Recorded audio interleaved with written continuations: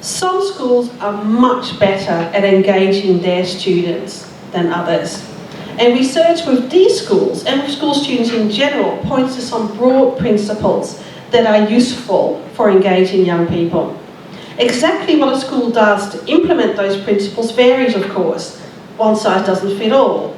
But the principles themselves apply pretty much across the board. Now, I'm going to refer to these principles as the 4 R's, and I'll give you a few examples how each one might be implemented. But I'm sure across today, all of you will have lots of other ideas of how that might work. So the first one is relationships. So in my research with young people who attend alternative schools, the overwhelming message that they give me is that the difference between this alternative school and the mainstream school that they used to attend is a change from negative to positive relationships. They find that they actually get on with teachers, whereas in the past they might have felt teachers picked on them. But also, they feel they get on with their peers much better. It's not just staff-student relationships, it's also peer-to-peer relationships. Now, it helps for staff, it helps if teachers don't just like their subject, but they actually like working with young people.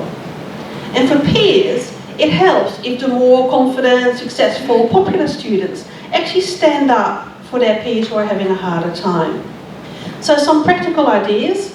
Small structures within schools are really useful because it means staff and students have a much better opportunity to actually get to know each other. Replacing punitive approaches to discipline with more restorative justice approaches can be very helpful. Tackling bullying through whole-of-school approaches can be a very helpful, practical approach to improving relationships. Now, the next 3 R's I'm borrowing from Nancy Fraser's framework of social justice, so I just want to say thanks to Nancy. She did not apply them to education, but I think they're very relevant for us. Recognition. 2 obvious facts.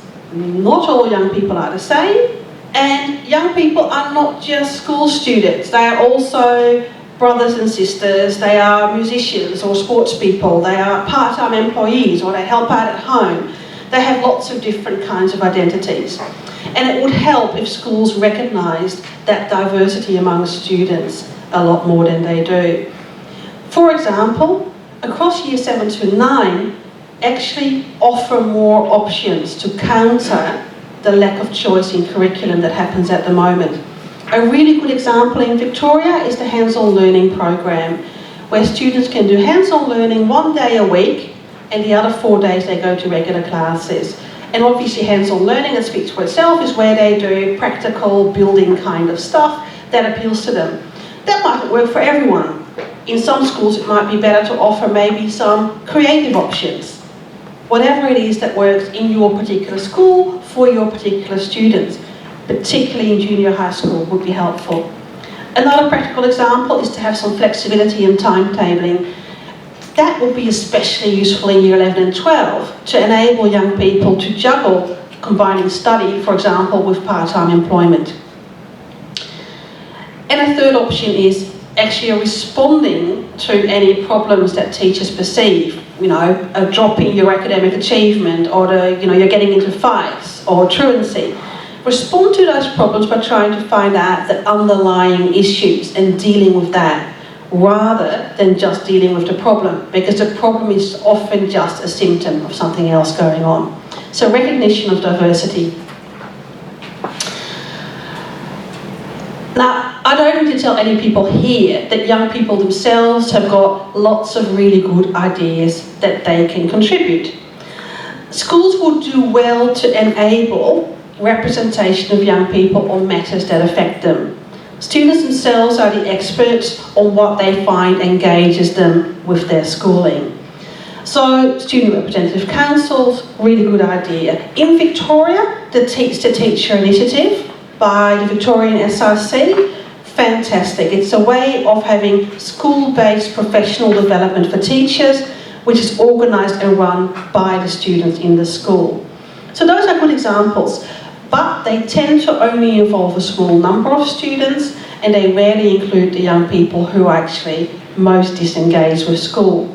So we also need representation of students. For example, by teachers regularly checking in with their students about what they'd like to get out of a subject, or how they're tracking, or what suggestions they have. Maybe having forums for the whole class, the whole school level, year level. Maybe having online surveys by students for students to enable all students to have a say, not just a small number.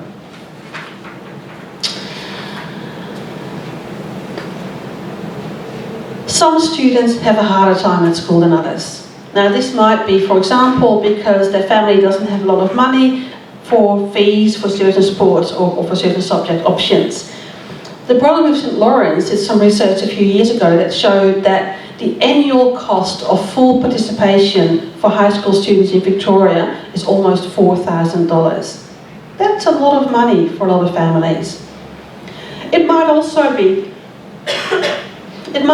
be that a young person might have fallen behind in their learning and they need an opportunity to catch up before they can tackle new material.